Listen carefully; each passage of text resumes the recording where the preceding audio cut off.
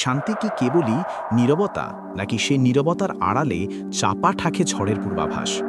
নমস্কার, আপনারা দেখছেন অন্তর্বিনা ইউটিউব চ্যানেল। আমি আপনাদের সঙ্গে রয়েছি সুমন্ত।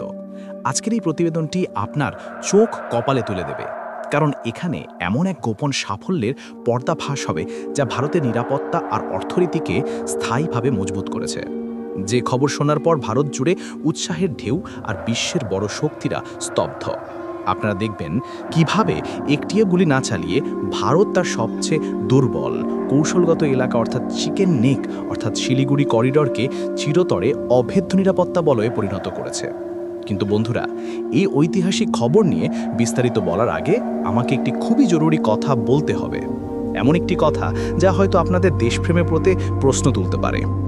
আপনারা বিনোদনের ভিডিও দেখেন, অন্য কন্টেন্ট ক্রিয়েটরদের মন খুলে লাইক, শেয়ার এবং সাবস্ক্রাইব করেন, কিন্তু যখন আমরা নিজের ভারত দেশের গৌরব, তার বর্তমান কৌশল এবং বীরত্বের কথা বলি, তখন আপনারা কেন পিছিয়ে যান?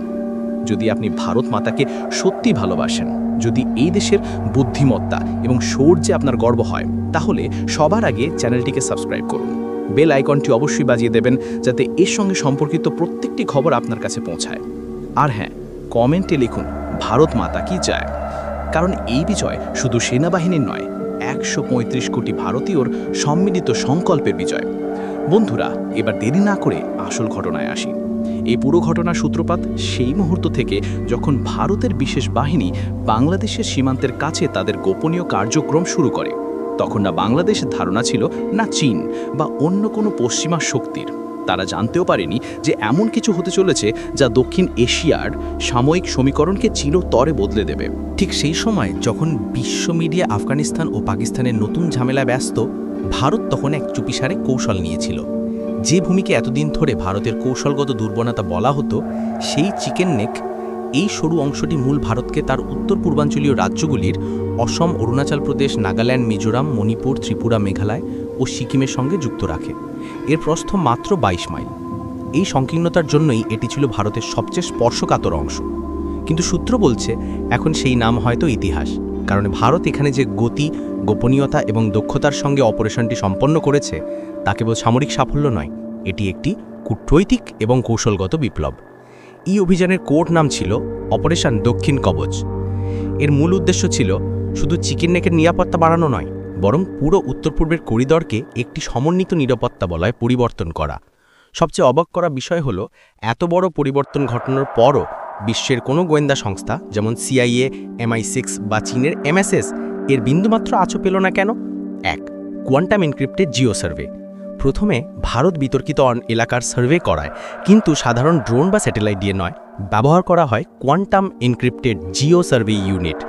এই প্রযুক্তির ডেটা হ্যাক বা ট্র্যাক করা যায় না। ২. রয়ের নর্থ ইকো ইউনিট। ভারতের গোয়েন্দা সংস্থার তার বিশেষ বিভাগ নর্থ ইকো ইউনিটকে সক্রিয় করে। এই ইউনিট সীমান্তে উন্নয়ন প্রকল্প, স্বাস্থ্য অভিযান এবং শিক্ষাকেন্দ্র তৈরির আড়ালে স্থানীয়দের আস্থা অর্জন করে। তারা বুঝতে পেরেছিল, আধুনিক যুগে সীমান্ত শুধু বন্দুক দিয়ে নয়, বিশ্বাস দিয়েও সুরক্ষিত হয়। ৩. Sentinel decoy programme. চীনকে বিভ্রান্ত করতে ভারত তাদের নতুন সেন্টিনেল ডিকয় প্রোগ্রাম সক্রিয় করে। এর মাধ্যমে মহাকাশে এমন সিগন্যাল পাঠানো হয় যা চীনের স্যাটেলাইটগুলিকে ভুয়ো অবস্থান দেখায়। চীন ভাবছিল ভারতের মনোযোগ লাদাখ বা আকসাই চীনের দিকে, অথচ আসল অপারেশন চলছিল পূর্ব সীমান্তে। এই নিখুঁত গোপনীয়তা প্রমাণ করে যে ভারত এখন শুধু প্রতিক্রিয়াকারী দেশ নয়, পরিস্থিতি তৈরি করারও ক্ষমতা রাখে। ভারতীয় বিশেষ বাহিনী ৫ দিন ধরে এই মিশন চালায়। প্রতিদিন তারা কয়েক কিলোমিটার করে এগিয়ে যায়, পোস্ট তৈরি করে, পতাকা লাগায় আর নতুন লাইন টানে। ধীরে ধীরে এই অঞ্চলটি ভারতের বাস্তব নিয়ন্ত্রণে চলে আসে। আন্তর্জাতিক স্তরে ভারত এর নাম দেয় শান্তিপূর্ণ পুনঃসরেক্ষণ। এই অপারেশন কোনো যুদ্ধ বা রক্তপাত বা আন্তর্জাতিক বিতর্ক সৃষ্টি করেনি, কিন্তু ফলাফল ছিল চূড়ান্ত বিজয়ের মতো। আমেরিকা প্রতিরক্ষা বিশেষজ্ঞরা একে ইনভিজিবল ভিক্টরি বা অদৃশ্য বিজয় বলেছেন। যখন সামরিক কাজ চলছিল, তখন দিল্লিতে এক সমান্তরাল কূটনৈতিক অভিযান চলছিল। নেপাল, ভুটান ও বাংলাদেশের প্রতিনিধিদের সঙ্গে গোপনে আলোচনা করে ভারত তাদের আশ্বস্ত করে যে এই পদক্ষেপ কারোর বিরুদ্ধে নয়, বরং আঞ্চলিক স্থিতিশীলতার জন্য। ভারত তার নেইবারহুড ফার্স্ট নীতির সামনের একে। চীন যখন রাষ্ট্রপুঞ্জে মৃদু প্রতিবাদ করে, ভারত কূটনৈতিক দক্ষতায় বাজি পাল্টে দিয়ে বলে, এটা নিজের ভৌগোলিক অখণ্ডতা মজবুত করার চেষ্টা, কোনো দেশের ভূমির ওপর আক্রমণ নয়। এরপর বাংলাদেশ এবং অন্যান্য দেশ ভারতের সাথে সীমান্ত সংক্রান্ত যৌথ নথিতে স্বাক্ষর করে, যা এই করিডোরকে আইনগতভাবে ভারতের নিয়ন্ত্রণে এনে দেয়। বন্ধুরা, এই ঐতিহাসিক ঘটনা প্রমাণ করল যে ভারতের বুদ্ধি, ধৈর্য এবং সাহস একজোট হলে অসম্ভবকেও সম্ভব করা যায়। এটি কেবল একটি সামরিক বিজয় নয়, এটি সেই মানসিক দাসত্বের শেকল ভাঙার প্রতীক যা আমাদের শেখাতো যে ভারত কেবল প্রতিক্রিয়া করে, উদ্যোগ নেয় না।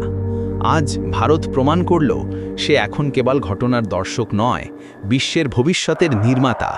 তার আসল শক্তি কেবল সামরিক সরঞ্জামে নয়, বরং ইচ্ছার স্পষ্টতা এবং সংকল্পের দৃঢ়তায় নিহিত।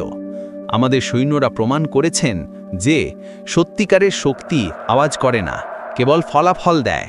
যদি এই কাহিনী আপনার হৃদয়ের গভীরে ঘা দিয়ে থাকে, যদি আপনার আত্মার তারে দেশপ্রেমের সুর বাজে, তাহলে শুধু সাবস্ক্রাইব নয়, নিজে কমেন্ট বক্সে আপনার মনের কথা লিখুন। লিখুন যে ভারতের এই শক্তি, এই ধৈর্য, এই সাহস আপনাকে কেন অনুপ্রাণিত করে। আমরা শুধু খবর বলি না, আমরা অনুভূতির কথা বলি। আবার দেখা হবে অন্য কোনো নতুন কাহিনী নিয়ে। ততক্ষণের জন্য ভালো থাকুন, সুস্থ থাকুন। জয় হিন্দ।